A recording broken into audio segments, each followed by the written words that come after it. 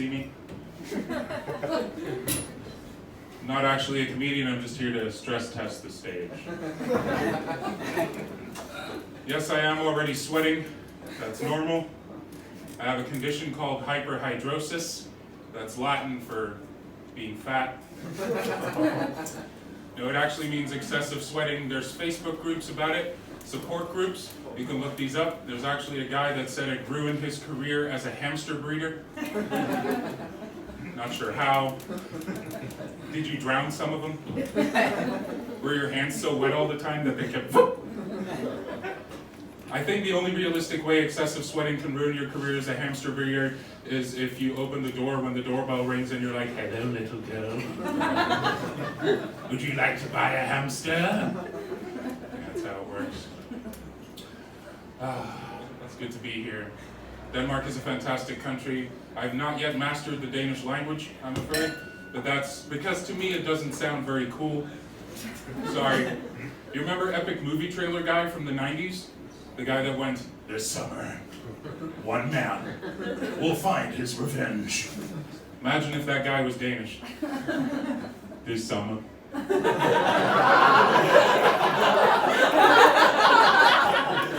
Something's going to happen. I don't know what it is, but you should probably come and see the movie. I say that, but Danish does sound cool when it's spoken by 16-year-old kids. Here's my impression of Danish being spoken by 16-year-olds.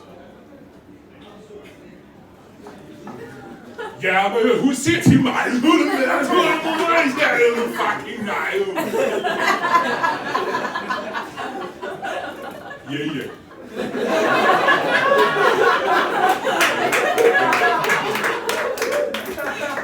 If you listen to it long enough, it sounds like a pack of frightened seals waiting for sharks to come.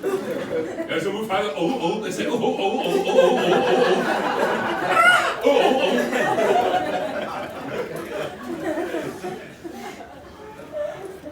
We're in the last few days of Danish summer, yay!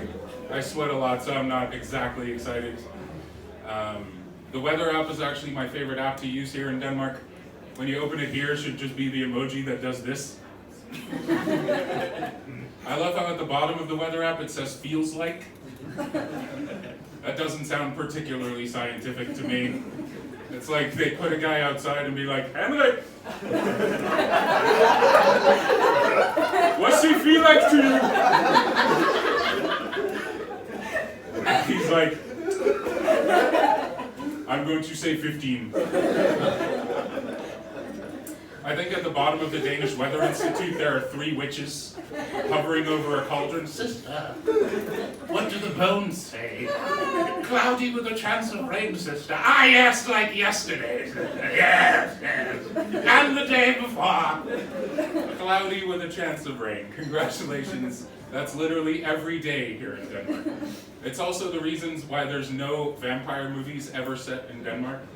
You'd be like, "Don't worry, he will die when he sees the sun." Oh shit.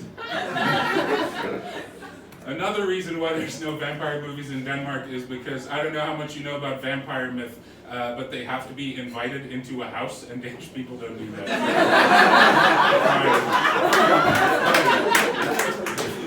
There'll just be hundreds of vampires dying in the street, and then a Danish person walks up to them and be like, Vladimir, listen, it's nothing personal.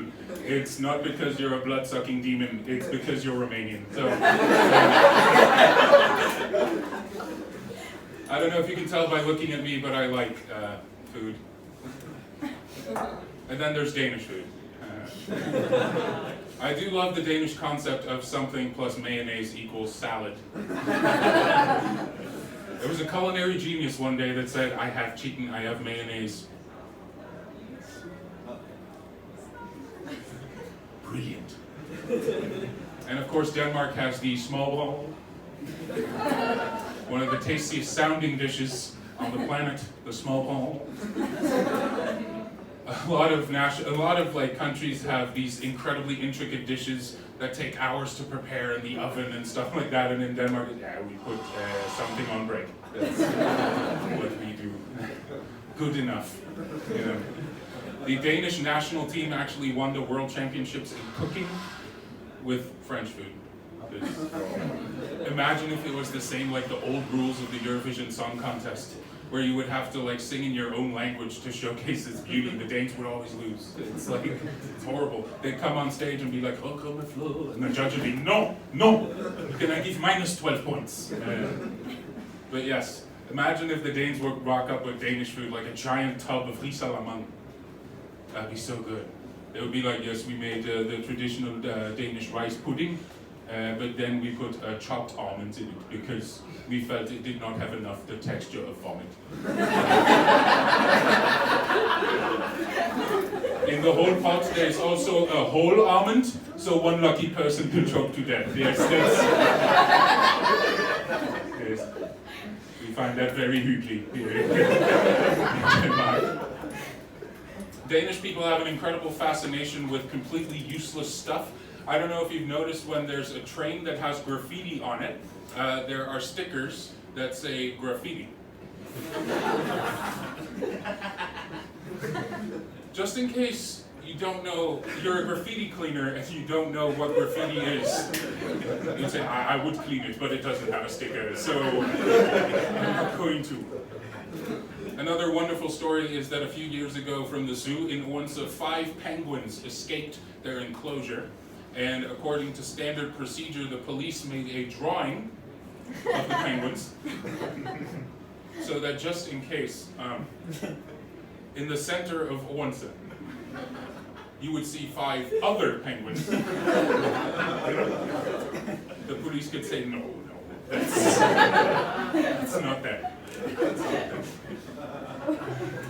Speaking of zoo escapes, because this is apparently a theme in Denmark, the giant panda that escaped from the zoo in Copenhagen last year. I don't know if you've ever seen a giant panda, but it at best moves at the speed of continental drift. It is a very, very slow animal. So how this escaped, I have no idea. But it probably has something to do with the average Danish workday. I think they interviewed the zookeeper and he was like, well, so my shift starts at 9 a.m. So I came in at 9:45 and my job is to feed him bamboo and then the rest of the day to watch him eat bamboo. And at around 10, it was time for coffee. It was Frederick's birthday, so we had cake. It was very nice, yes. And then I watched him eat bamboo until noon, and we broke for lunch. And it was also Metta's birthday, so we had cake again. It was very nice. And then roughly at around 2 p.m., he was starting to escape, so I wrote my boss an email.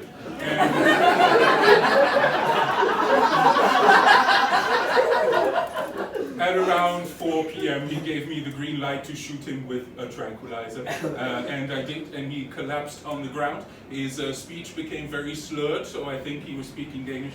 I'm not 100% sure what he said, but I think it was "Kys min panda røvhul," which means "kiss my rare hairy panda asshole." I will leave you with a final thought before I die here on this stage. I have been suffering a little bit of a midlife crisis, and that's why I have come up with something that I want to have done to myself after I pass away. And that is, they have to cut me open, fill me with popcorn, and then cremate me. So that when the door closes,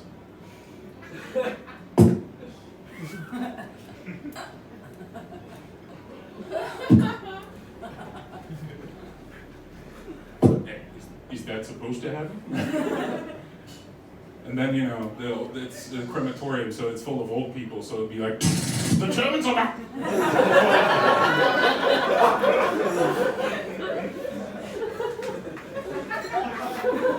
And then after about 10 minutes, it would be like, I don't know why, but I kind of feel like watching a movie all of a sudden. My friends, this was my time. Give it up for your